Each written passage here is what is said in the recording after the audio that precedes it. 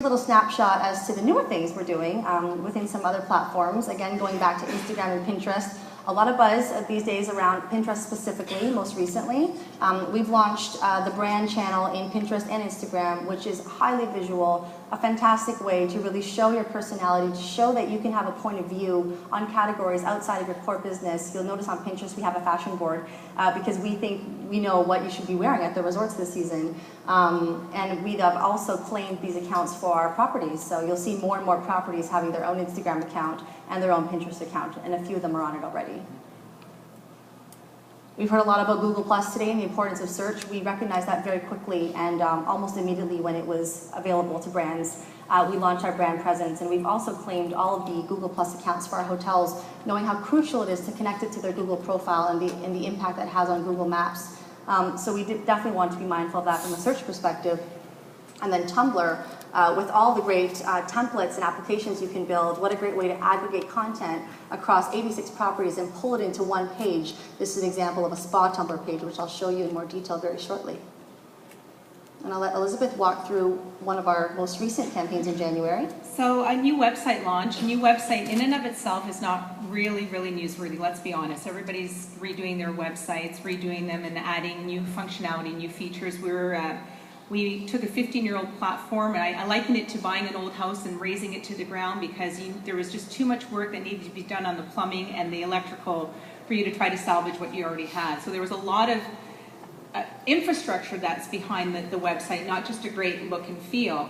But there's a couple of features about the website that we felt really made it very distinctive. And one of them was, if you look at the bottom right-hand corner, you see reviews at a glance. And so on all of our property pages, we have reviews from TripAdvisor, Facebook, and Twitter. So the Facebook obviously links you back to the property's Facebook page. But when you click on that TripAdvisor review, if you want to see more reviews, it's real-time reviews. It takes you to TripAdvisor because guess what? Our guests are going there anyway. We know they're reading the reviews. Reviews are very important to them. So rather than having them scramble, we're serving it up in a way that's easy for them to see what others are saying about their hotel experience. We also wanted to do something a little bit fun and different to launch the website, so we decided to launch it on Twitter. There's something called Lux Chat, which really focuses on luxury brands. It's a quarterly Twitter chat that's moderated, and so Four Seasons was the guest of the Lux Chat in January, where we launched the website. What was interesting about that for us is it put us squarely at the forefront of letting us take a stake in the ground that said, we're innovating in the digital space. We want to engage in our customers in a different way. So we were able to engage with digital influencers, with the Lux Chat attendees, which really are our audience, and they follow the brands. They follow luxury brands, not just hotel brands, and with traditional media as well. And you can see the number of impressions that this garnered. But it was also just a really interesting way for us to engage. In fact, the Lux Chat is usually an hour long.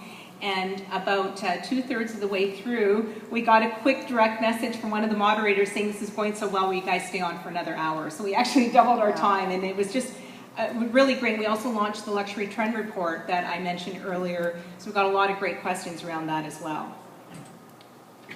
This is one of my favorite campaigns because something as simple as wine and Four Seasons, how can we position ourselves as thought leaders in the world of food and wine? So this was an example of us actually curating some of our top sommeliers across the continent and hosting a virtual wine tasting event. But what made it so unique was that we actually held 14 concurrent tweet-up events at our actual properties across the country. So this is something that you could see through the photography, how this was executed in different ways at various properties. But again, this is just a fantastic way to really connect the online and offline. And you'll see that it generated more than 250,000 views and over 3 million impressions on Twitter alone. And it also generated a lot of traditional media coverage because it was such a fun, fantastic event at the local level where you can be tweeting with people around you, but then look online and you're actually tweeting with people all over the world about the exact same content, which generated over 125 million traditional media impressions. Quick snapshot of our most recent integrated spa campaign, and this is everything. We're focusing a lot on social media, but this really did span across email marketing, a partnership with American Express, traditional PR outreach, etc. And we essentially again, kind of on the virtual wine tasting campaign idea, really curating those top spa directors around the world and branding them as our curators of calm, so that we can present meaningful and really innovative spa content to people all over the world. And what's great about this campaign is the local extension it had, digitally and offline. So digitally, here you see how it lived on Facebook. We had a global Tumblr account pulling in all of the experiences taking place at the same time around the world. We also claimed all the spas in Foursquare and were able to link the direct American Express offer to the Foursquare check-in. And this also lived through a lot of content series on our online magazine. And this is, I think, one of my favorite slides because it shows you how creative and imaginative the hotels can be. They get a concept, again, going with that center-led vision and strategy, being localized, and they really make it their own. So in Scottsdale, they embossed the Twitter handles of the bloggers that attended their Sparty into a yoga mat for a relaxing yoga session before their spa treatment.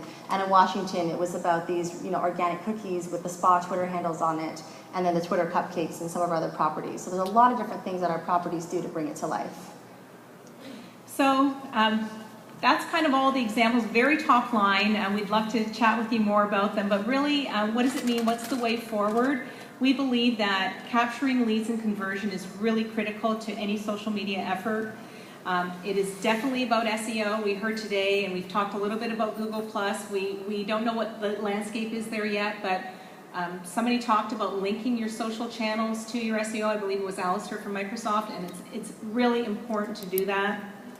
Leveraging more user-generated content not only helps you as a brand, but it certainly engenders a great relationship with your consumers. More engaging experiences. I mean, again, that's the ultimate thing for us. We're an experience company. That's what we sell. We don't sell a bed. We sell an experience, and really for us, that is part of the mantra of our social strategy.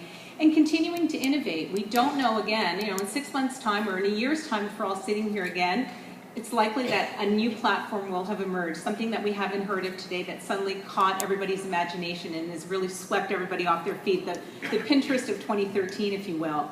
But really, what you need to do is to understand where your consumers are, what channels they're using, and continue to innovate in those spaces, which ultimately will create more engaged communities. So we focus a lot on the return on engagement with such a huge focus on engaging our social media efforts. It's about listening to our customers, our guests, and what their conversations are. Interacting, so we heard about the Tupperware example if you're at the social shopping panel around the importance of reviews and social media and e-commerce. And it's really about joining the conversation in a meaningful way. Nobody wants to be at a cocktail party and have someone sell them Tupperware.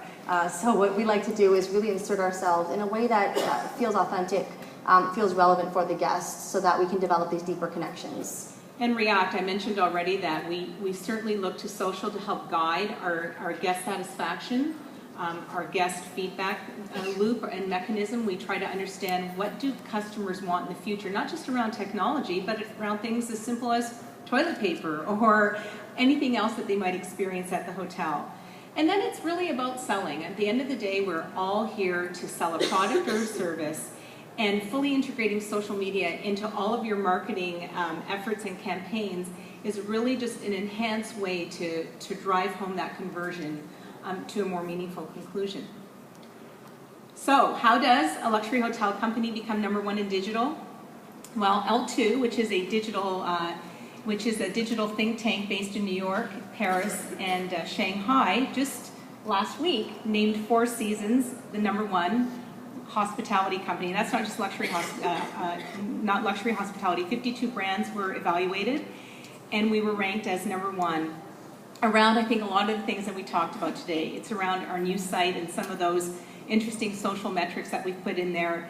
It's about effectively managing a multi-channel social media engagement across all of our properties, and also empowering our employees to be the voice of the brand.